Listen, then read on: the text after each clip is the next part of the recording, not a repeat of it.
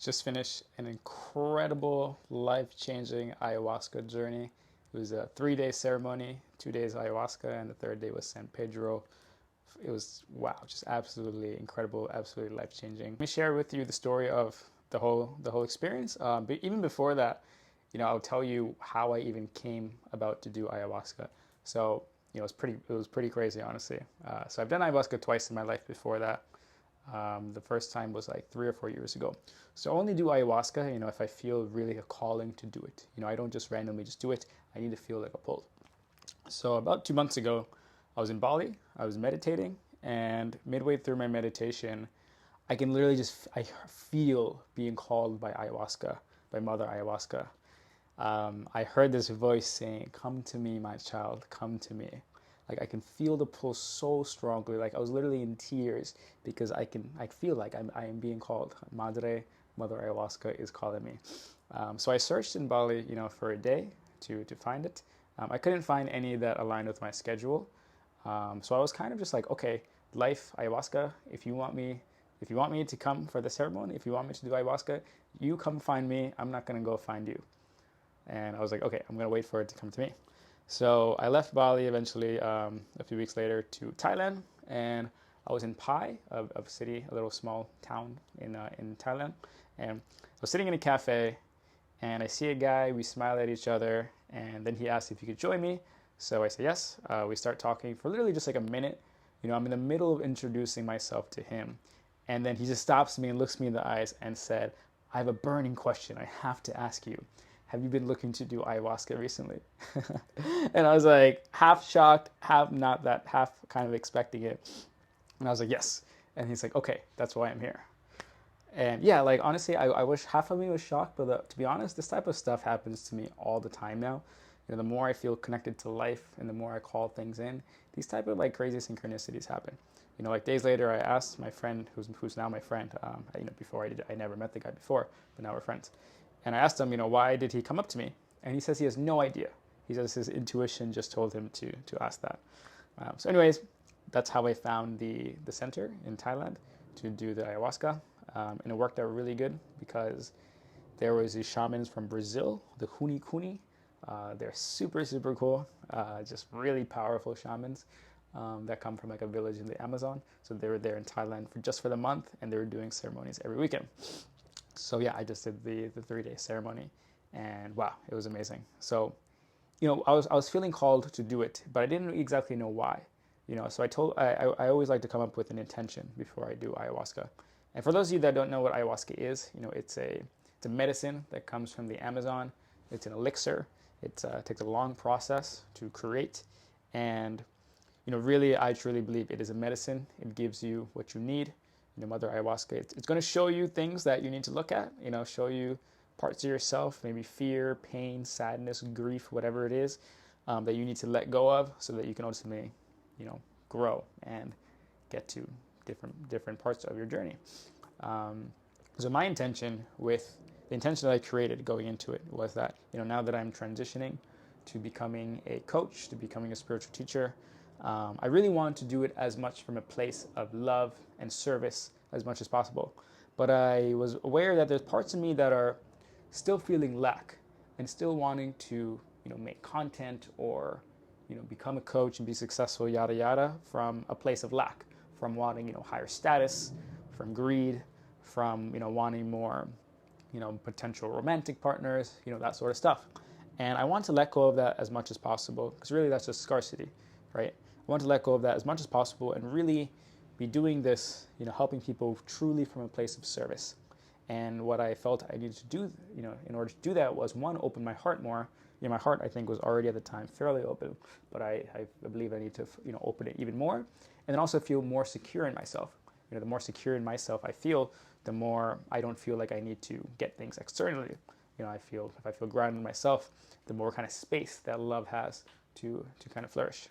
So that was my intentions, and I literally got exactly that. Which, by the way, every time I've done ayahuasca, I literally got exactly what I asked for.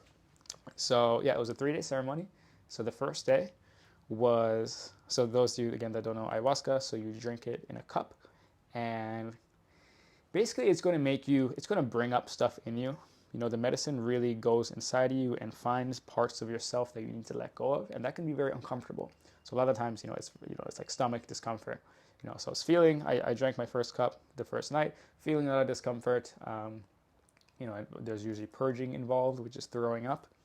So it's, throwing up. It was very uncomfortable. I had a second cup, which, you can take basically as many cups as you want.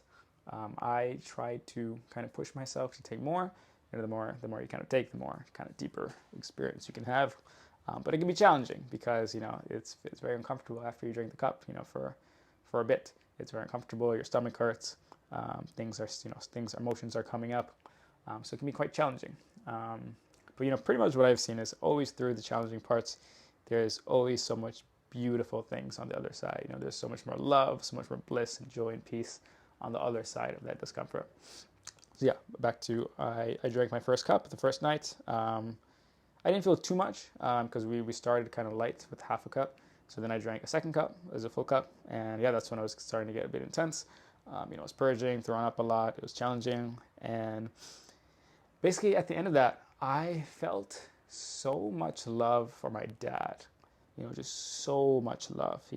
I've in the past, I've felt love for him, but not to this level. There was things blocking me from really loving him, and I kind of saw like his childhood, all the stuff that he had to experience, and in the past, I was always kind of waiting or wanting my dad to love me unconditionally. And because of that, I wouldn't love him unconditionally because I was waiting for him to love me unconditionally. And I realized, there's things, obviously blocking him too from loving, unconditionally. And I think that's feeling secure that the other person wouldn't love him fully. There's times in the past where my dad would, we had a bunch of kind of things going on in our past. I won't get, don't need to get too much details in that right here. But there was times where he didn't, fully believe that I cared for him. He didn't believe that I would be there for him. And I realized that I can't wait for him to love me unconditionally, that I'm just going to commit to loving him completely, loving him exactly how he is, understanding that he has his own traumas, his own things that he's carrying with him. I'm just going to love him unconditionally and give him the security that he needs to be able to relax and open up his heart. Give him the security knowing that I will always be there for him. So I made a commitment that I always will be there for my dad. I will take care of him always, especially as he gets older. I will be there for him. I will take care of him, and that's really my promise to him.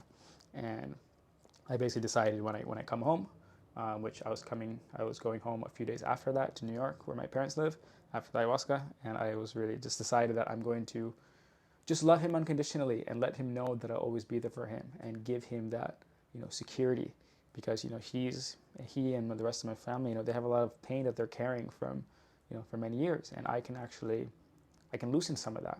I can bring some more security into their lives with security and love so that they can relax more, so that they can go continue on their healing journey. That first night was just a beautiful experience. I just felt, so much love for my dad. And, I'm thinking I want to be of service and help people. The people that I can help the most and, that I should first focus on helping is my own family and my own parents. I can bring a lot of healing kind of energy and space into my home with my parents and really help them. The first night was absolutely incredible. I'll go back to what happened after that, but let's just go right into the second night of the ayahuasca. So going into the second night, I really want to kind of push myself, because the first night, after I took the second cup, there was a time where, they were calling for people to take a third cup if you wanted to, and part of me wanted to, and part of me was like, I can always do it tomorrow. Like I was already exhausted, so I didn't take it. I took the third cup eventually on the first night, like way later, but it's not really as strong if you space it out so much.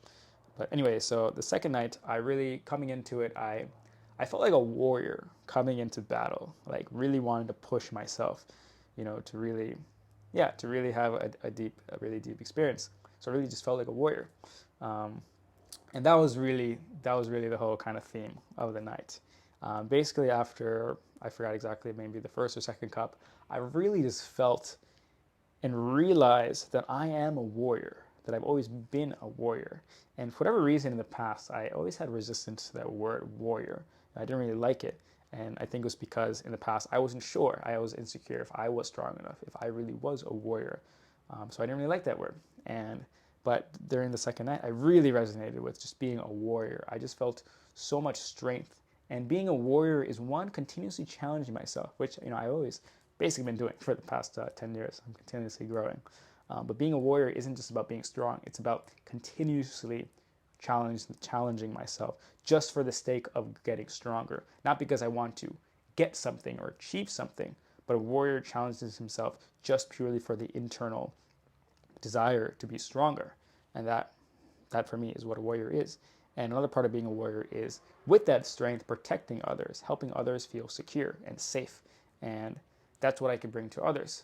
And I basically kind of thought and realized that, yeah, that because I'm a warrior, I can help others. Starting with my family. Bringing that strength into my parents' space to help them, to give them space to feel safe, so they can heal and go on their own growth journey. And so during the ceremony, it was pretty, a lot of stuff happened. There's one point where I was going to the bathroom. We're in this kind of basement, and the bathroom is a little bit, like maybe 1 minute walk, not that far. And there's this kind of like alley, and it's kind of dark. And I see this girl that I met the day before, who was also doing the ceremony, and you can tell she's really struggling. Like she was really in a dark, kind of a dark space. And then I walked past her, and then she said my name, and she asked if I could help her, because she was really obviously going through something. And part of me was like, I was kind of scared, to be honest, because I was in this dark hallway. To be honest, I felt this kind of really dark, really dark energy coming from her, right? And it was like just that whole scene was a part of me was like, I'm also going through my journey. Maybe I should just go to the bathroom and then come back to my own experience.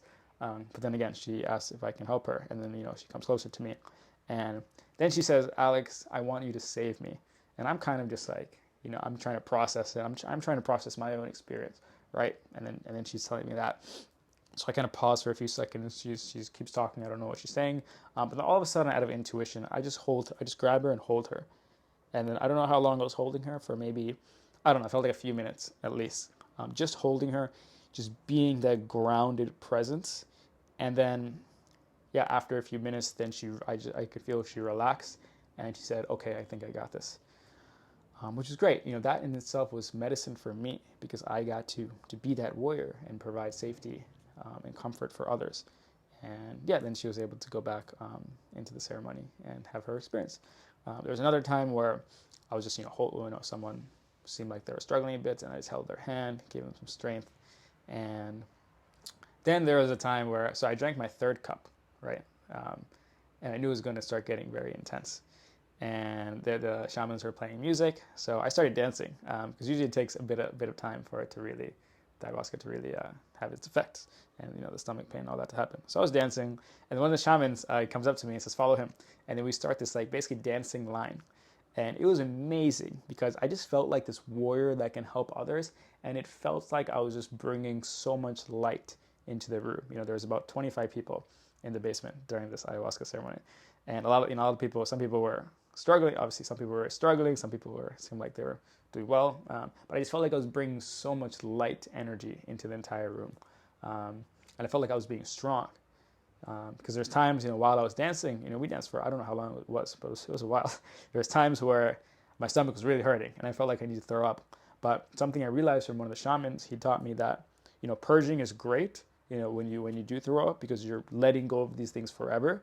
But if you can actually hold it in and sit with it and let it know that it's safe, because it's usually some emotion, you can actually transmute it. And then one, you won't throw up anymore. But two, you're kind of, Eckhart Tolle talks about this in The Power of Now, the pain body. When you have some difficult emotion, if you just bring the light of consciousness to it, eventually you can transmute it and you can make the light of your own consciousness stronger. And that's exactly what I did that second night. Many times where I felt like I was going to throw up and I needed to. I just stayed grounded. I put my attention towards it. I gave it my awareness and let it know that it was safe. And eventually it went away. And then every time it went away, I just felt like just so much stronger. Like that energy was just transmuted into something even more powerful. The second night, that happened many times. And it was just such a beautiful, beautiful night. And I just felt so much strength. And I just kind of came to the realization that I am a warrior. And I always have been a warrior. And as a warrior, I'm here to continuously challenge myself, to continuously grow and bring safety, and security and help to others. And I just knew, from these two kind of big shifts have opened my heart more, and being a warrior, now I have so much more space to help others, because the more I grow and the more I challenge myself, the more I can help others, and the more I can just be of service. So my intention after it, so the third day was San Pedro, which is more of kind of an integration. It's very different than ayahuasca. It's kind of more fun. It's a lot more fun. We go to a waterfall and we just hang out with each other. It's more of just an integration and about being present. Anyways, my intention after the ayahuasca was when I went home, which I went home a few days ago, back to New York to see my parents for the holidays. I really wanted to really help my dad and just let him know that I would be there for him. So actually a few days ago, this happened already before, but I ordered my parents a Tesla. That was always kind of my dream, when I sold my business to buy my parents a Tesla. So that showed up a few days ago. I just kind of pulled up in the driveway with it, and my dad was really happy. I was really happy to see how happy he was. I was actually not sure how he was going to react. He was really, really happy. And then the next day I wrote him a letter, and the letter I basically told him that even though I'm traveling, I just wanted him to know that I'll always be there for you. That you'll never have to go through anything alone. I will always be there to take care of you. Even if I'm far away, I'll always come at any moment to come and help you. And just letting him know that I will love him no matter what he's done in the past or what he does in the future. I'll always forgive him, and I'll just always love him and be there for him. And I wrote the letter, and then I gave it to him in person, and I read it to him in person, and he was really happy about that. And he told me it's something he did doubt, actually. He had doubts in the past of whether I'll be there for him, especially as he gets older.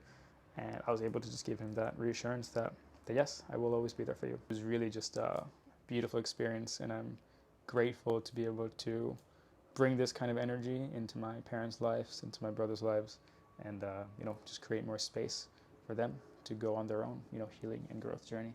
Another thing that was really interesting too is I've always had kind of a lot of feminine energy. I would say I had a lot of masculine, but also a lot of feminine energy. And in the past, I always felt kind of insecure of if I'm being masculine enough. And even though I saw my feminine energy as a good thing, I sometimes had resistance to it. But after the ayahuasca experience, I really learned to love even more that feminine energy, and really just saw how beautiful it was. And that's because I felt very grounded in my masculine. I didn't have this insecurity that I wasn't being masculine enough. I knew I'm a warrior. I think that's the most masculine thing. So I was able to also, by feeling more secure in myself, that created more space to love other parts of me, to feel more love. I think the more calm and secure you can be, the more kind and loving you can be. And the more loving and kind you can be, the more calm and secure you can be. And that, kind of goes into a kind of an upward spiral. And going forward, one, it was just a beautiful, beautiful experience. And so how I'm going to integrate this is, one, just continuously growing. What a warrior is someone who's always continuously challenging themselves, always continuously growing. A warrior can feel fear. Being a warrior doesn't mean never having fear. It means being able to step into the fear and having courage to do it anyways. And I think a true warrior is someone that's going to protect others, to be kind and generous and gentle and just resilient, and really just create that safety for others, for others, but also for myself. By me being a warrior and having that strength, that also creates space for myself to heal and to love and to open my heart even deeper. I'm going to continue just challenging myself as a warrior, continue growing, continue opening my heart, continue loving, and just really be of service. And it was a beautiful experience. So I'm actually heading tomorrow. I'm in Florida now. I'm heading to a Date with Destiny, the Tony Robbins conference. It's a 7-day conference. Really excited for it. I think my intention is to get more clarity around my path of being of service and exactly how I'm going to do that. I think I do have some clarity overall, but it would be good to, just get deeper clarity. And I'm sure I'm going to have some amazing transformations this next week. All right, guys, that basically sums up the ayahuasca journey. I'm sure I missed some details, but highly recommend ayahuasca. I really do believe it is a medicine that is here to help us. If you feel called to it, I can highly recommend it. I can also share some people that host ceremonies. The Hunikuni that I did it with, they're really incredible. They have such high integrity, just beautiful people. But if you have any questions about ayahuasca or anything I mentioned, please feel free to reach out to me, leave it in the comments, or send me a DM on Instagram. I'll be happy to help you. All right, guys, thank you so much for listening thus far, and I'll see you in the next episode. Peace and love.